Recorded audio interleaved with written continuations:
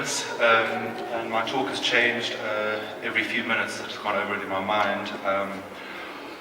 So I'm going to just give it my best and try and be as honest with you as possible. Thank you very much for inviting me to be a part of Dialogue 25. Thank you very much for the organizers and to the other speakers. I feel very humbled and feel very ordinary in terms of those who have spoken, and I would like to direct my message mainly to the students.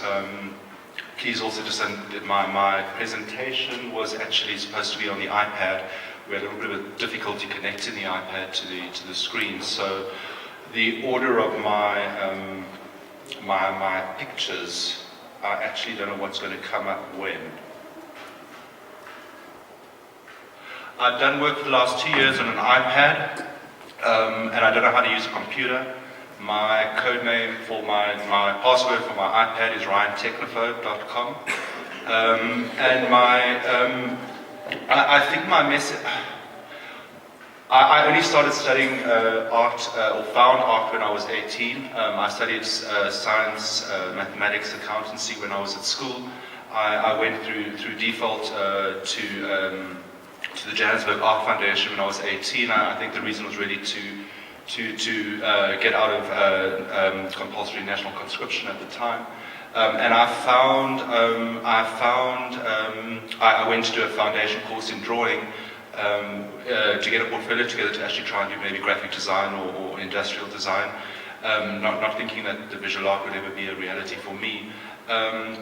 Once I found form, once I found line, once I found color and texture and a new language, it was sacred to me and shall remain so for the rest of my life. It's the most sacred thing that I have, and my responsibility when I got to third year, I realized that there was going to be nothing else that I was going to be doing in my life. This is what I wanted to do, and I had to understand what it was.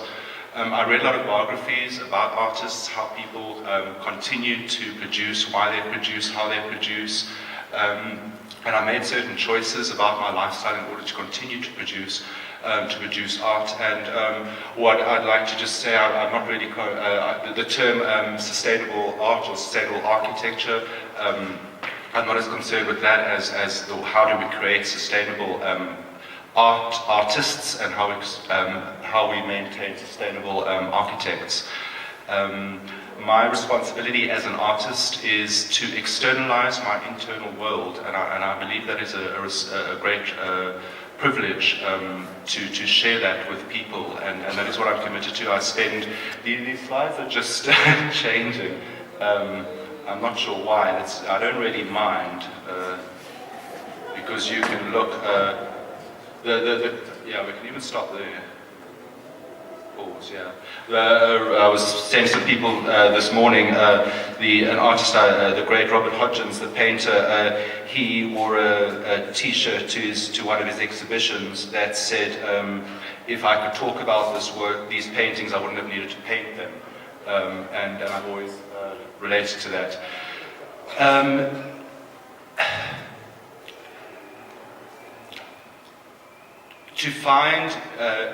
To find meaning in what we do and why we do it is paramount to me in terms of continuing my life as an artist. I'm 42 at the moment. Picasso worked until he was 94. It gives me another 52 years or so to produce. After this last body of work, I feel exhausted. I don't know where another original idea is going to come from.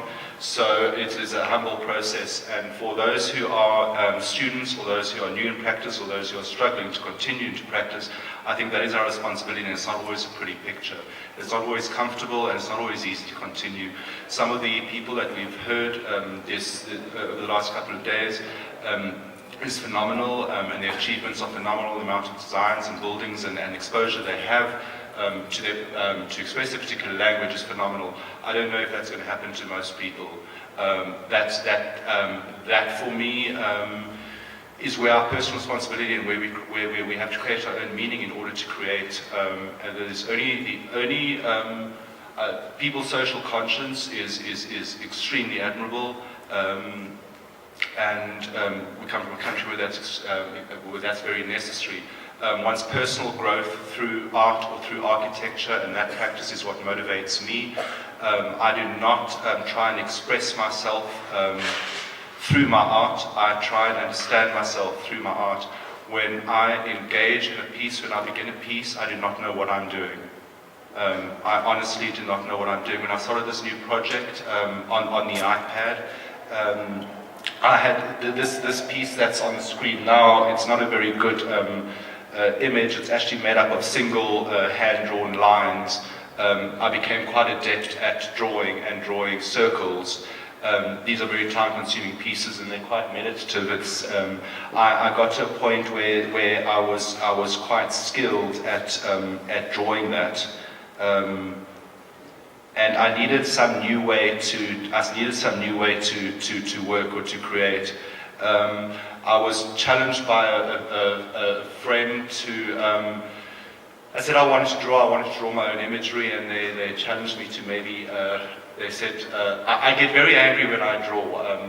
I can work from images. When I draw, it's like handwriting. It's like keeping a journal, and I get very, very frustrated. And they said to me, "How old do you feel when you draw?" And I said, "I feel about 6." And they said, "Why don't you try and draw like a 6-year-old?"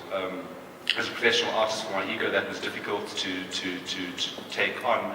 But one of the ways I had a partner at the time, and her two children were playing on an iPad, and I was playing on one particular drawing application. I thought, this is quite simple. It reminded me almost of a chalkboard when I was at school. And I drew for 1 year on this iPad. I drew with no idea of where these drawings were going to go or what I was going to be doing with these drawings. Through a series of drawing, I needed to draw. I was in New York at the time. I was alone in New York. There were a lot of things going on inside of me. There was a lot of personal stuff going on inside of me that I needed to start trying to deal with or trying to work with. These things all coming out in the drawings. It was quite vulnerable. I wasn't sure how to share these works. I started the residency that I was on, the Ampersand residency in New York, was run by the wonderful Jack Ginsberg, who's got one of the most prominent collections of artist books in the world. And I was influenced by artist books, and I thought it would be quite a nice way to share my message in a more private and more intimate ways. Going to galleries over the last couple of years, both here and overseas, I felt that the grandiosity of the gallery space, the language of the gallery space, the size of the works, I started to feel that they were quite impersonal and wasn't a way that I wanted to go about my career. I actually changed, and I left the galleries that I was with, and with the notion of the iPad, I thought maybe I'm going to look at just the idea of self-publishing or self-molding. This image here, incidentally, is one of the first images I painted of Baby Yellow. All I knew was that I was obsessed with the color yellow, Baby Yellow. Through a series of drawings, I've now created a series of books called The 9 Books of Baby Yellow, which is the story of this little character. It has become a story of this little character that I've now taken into my life. Baby Yellow has a particular outfit, and he performs. The message of Baby Yellow is just basically that he exists. I think these two images were old images the way that I used to work until I started drawing in this particular medium. There we see these are one of the pages from the ebooks. An ebook is basically an HTML document. It's not able to be read on a desktop. It is for portable devices, and I was interested in the fact that most of our reading material now is being read digitally, and I thought, where can artists intervene in this master narrative of the book? These pictures that are going through now, that you're seeing now, are actually from the particular application that I'm using. I used an application while I was working called Brushes. It was designed by a man named Steve Sprang, who worked for Apple until he was about 21. He worked on Google Maps and on the iPhoto interface. So his understanding of the interface and the simplicity of it was very attractive to me. It was an app that was made popular by David Hockney, the British artist who has always been involved in technology and exhibited work on the iPhone already about 8 years ago. It's an application where I work purely with my finger and with one pixel at a time. A drawing that's busy going through, the drawing that you see now takes it's about a 2-week drawing process. I had to break down one of my preconceived ideas about what digital art meant. I thought that the computer did a lot of the work. There's no cut and paste, there's no vector application here, so everything that I've drawn has to be drawn with my finger.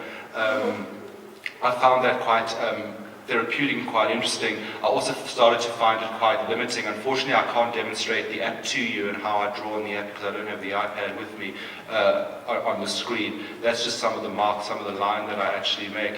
But it also became a bit frustrating for me because there's a certain point that if you don't understand the software and the coding, you can't alter the program. The way that the program, the colors, the interface is very simple, but the way the pixels are calibrated and the way that they your horizontal and your vertical lines are easier to control than than lines at an angle. And the only way that one can really exploit that or alter that or gain control of that is to actually understand the basic programming. That's actually a picture from the page of, if one goes to the iBook store on Apple, those are the 9 books of Baby Yellow. They're 1 to 9. They cover quite. I'll read you the titles, and if you could read from there. The first one is Baby Yellow Tai Chi. The second one's a story of Baby Yellow. Then it's Baby Yellow Birth, Baby Yellow Pooh, Baby Yellow Baby Blue, Baby Yellow Tails, Baby Yellow the Poof Poof Bras, and Baby Yellow God. The subject matter is extremely personal. It covers from birth to sex to personal functions. Those kind of things are not things that I'm that comfortable with in my daily life, but they're things that I'm able to express and experience in my work. When Oscar Wilde once said that that art is more real than life, and for me what that means is when I'm asked in a conversation, hello, how are you? And the reply is fine, thanks, and you, expresses nothing of my personal internal world. If I ask you how you are and please do a movement to express how you're feeling, I think that movement, I will get closer to you and understand you far better through that movement. We're very regulated through our speech. I'm feeling terrified at the moment. I'm feeling alienated. There's a whole lot of things that are going on inside me. I'm excited, I'm stimulated. Those things, it's only through my speech that I've become quite adept to controlling. Where my art is one space, I do not find life is complicated for all of us. I do not find the journey through it that simple, and my internal world is something that I need to see in my external space, particularly with the way that the world is going. When I see in my external world how space is regulated, how the particular, even if I take the iPad, how it is about organization, how it's about structure, how it's about schedule, how it's about accessing new information, how it's about accessing people, how it's about staying connected, those things aren't working for me. Those things is not how I feel inside. I feel, I usually feel quite overwhelmed. I usually feel quite rushed. I usually feel quite disorganized. I usually feel quite messy when I'm inside, on my inside. If I don't have a way to externalize that world, I feel like I'm living in a prison. I find that terrifying. I find the inability to express oneself or find a form to express oneself one of the most frightening things for me in my world or in the world. I do not know how I live this one life, and I need to in some way externalize my experience. I cannot live your reality. I cannot live a reality that's prescribed to me without feeling like I've lost out on some innate part of me. And my experience and my love for for beauty and for art and for life and for people. I find that needs to be externalized, and as architects and as artists, I encourage you very much to find reasons for working and reasons for externalizing your feelings.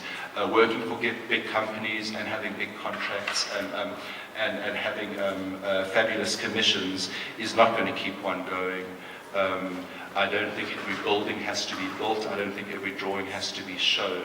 I think your own meaning and your own discovery of self, what I have learned, the sacredness of, through a very disorganized and scary process of working and drawing and feeling like I wasn't sure where I was going, for me to arrive at the end of the process with 9 books, which is a very constrained, very contained structure of knowledge and a very contained body of experience. For me to have seen this structure come out of a process that was very unknown and very clumsy and very frightening gives me a tremendous respect for the process of creating. Creating an artwork cannot fail. In theory, an artwork cannot fail. An artwork is about relationships. It's about a relationship of a circle to a square to a triangle to a line. If those things aren't working, it's about introducing a new relationship or responding to the relationships, the conversation that is happening on that page or in that space, altering that, renegotiating that space. And relationships do not have relationships as long, they cannot work. It's the same as engaging with human beings. If we enter into a relationship with a preconceived idea of how we want that relationship to pan out or to end or to how that relationship must go, my experience is of great disappointment. The relationships that have been the most fulfilling to me have been those where I do not have preconceived ideas and I'm present in the moment. It's very similar to martial arts. It's very easy to talk martial arts or for dance for that matter. But when one's actually in the actual process, when one's actually in the situation, one's response and one's gut feeling is more important to me than what happens in my mind. The most important decisions I've ever made in my life come from my gut. That may be when I fall in love, or that may be when I fall down the stairs. But how to cope with that has come from a gut reaction and not from my mind. And I often fear that explaining words often mask what is happening in the actual imagery. I'm going to ask you once more if you could just put it on a roll so you can just see some of the images. Responding responding to my work, to the page in front of me, not knowing where I'm going. And seeing what comes out of the work after I've completed it, that's how I learn about myself. Art is more about meditation for me and how I learn about myself and how I see what I'm interested in. There's a great engraver named Brett Simon. He says art is only about what you like, but what you like takes great pains to know. And that's been my experience, and that's been my art practice is my identity. My lifestyle is dependent on the way that I create, the way that I need to work. I do not find working 6 to 8 hours a day in the studio with visual forms. After a day of that, I don't find going to an opening or to a social event easy in the evening. And I've chosen in my lifestyle to live a pretty quiet life. The only thing that I consider work is being in the studio for me. And my reward is that I have my gratitude to be able to live a life, to create work, and to express what is inside of me externally in a language that I've been given and that I've learned and that other people have shared with me. That gratitude is a reward in itself. If any awards are achieved or any work is sold, it's a bonus, and it's often also a trap. Times I've spent traveling, times of awards, times of residencies have often taken me away from studio practice and not actually I haven't enjoyed those spaces necessarily. My responsibility is to make work. My responsibility also is to understand myself and my own work. It's not, I don't understand the meaning of art. I don't know what it could reflect wondrous and phenomenal things, and I do believe the potential of it is great. But I'm not an art historian, I'm not a philosopher of aesthetics, and I sometimes feel the explanation of art is a way of people, of others sometimes, or us avoiding ourselves from just engaging in our experience of visual language. I feel a little bit teased after some of the beautiful buildings I've seen over the last couple of days, and some of the notions that have been put forward about a contribution towards South African identity and South African architecture, and yet I'm going back to Johannesburg, basically to boundary walls and to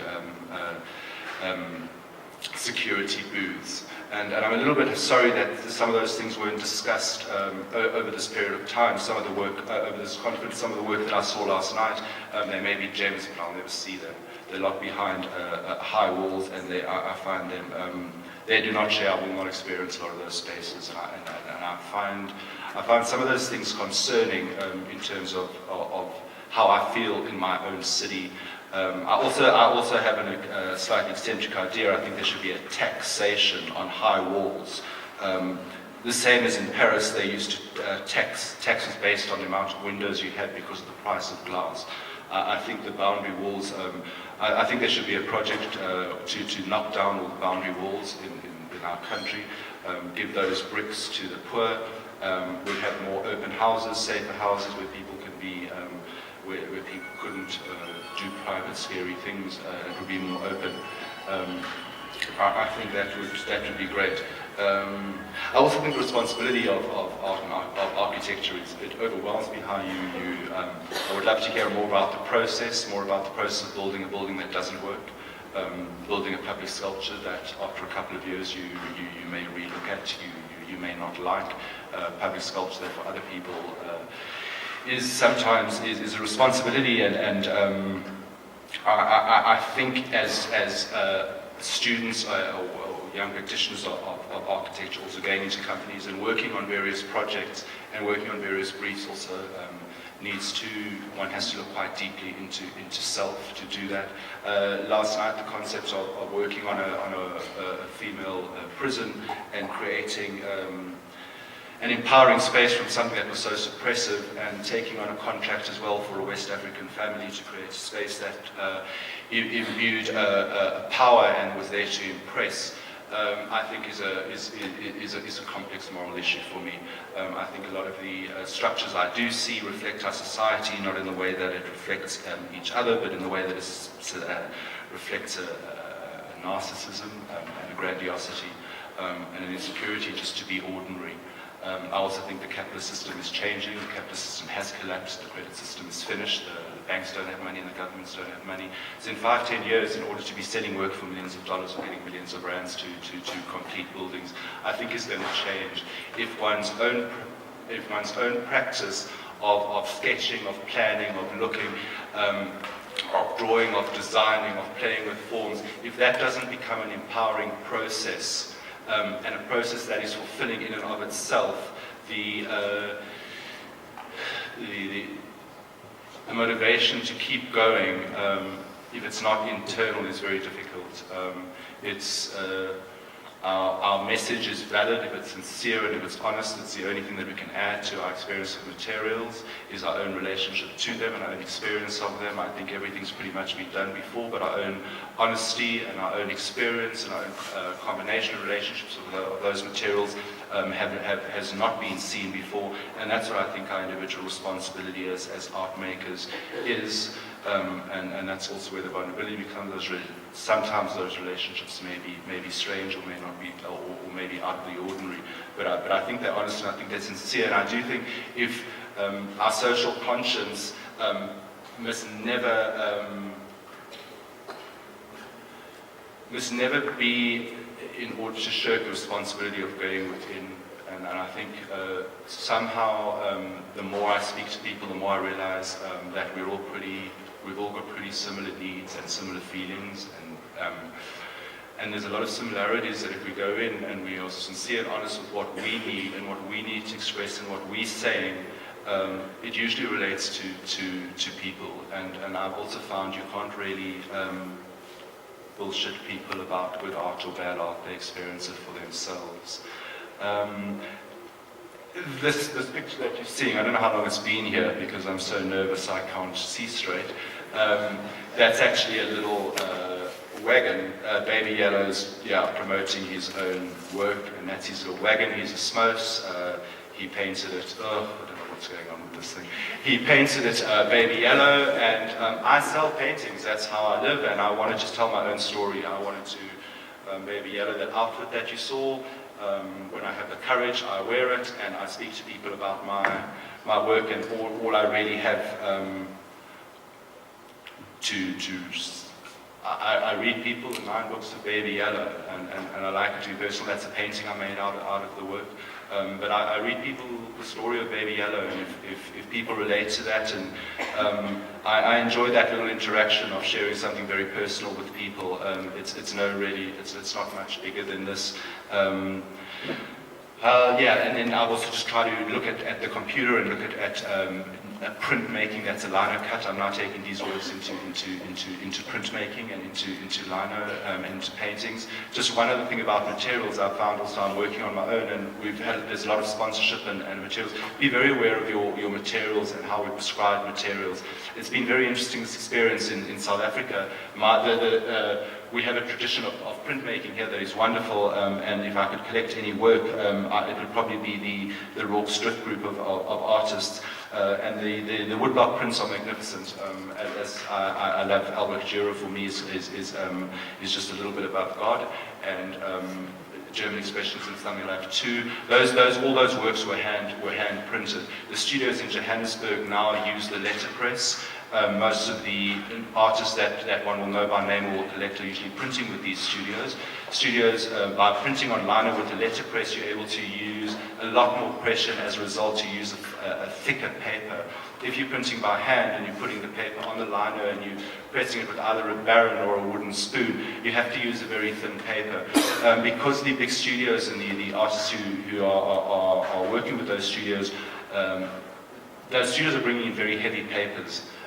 So as a printmaker who is working on my own and wants to work do my own prints, it's been very, very difficult to find thin rice papers or papers that are papers that I have a choice over. So also just be very aware and be very critical of what materials are available to you and what materials are proposed to you, and be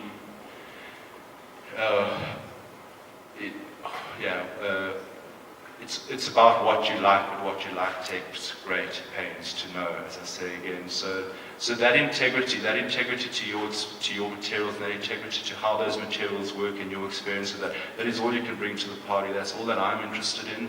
That's all I'm interested in when I engage with people. I'm engaged with art.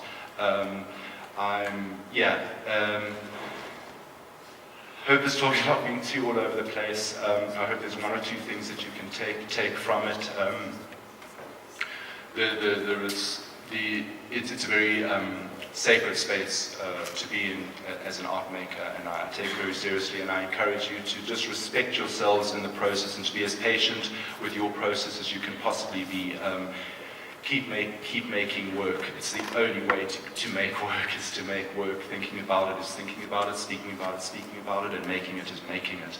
And make it for yourself. I'd just like to acknowledge one design that I'll take with me from this conference, which I think is phenomenal, and that's this little thing that we found in the gift packs. I don't know if any of you have played with it, but it's a little thing, and you open it, and this little box pops out. And it says, what are you saying?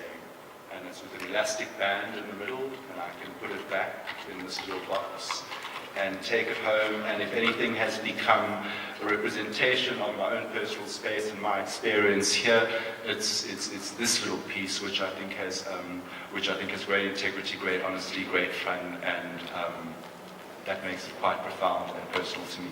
So thank you all very, very much, and congratulations to everybody.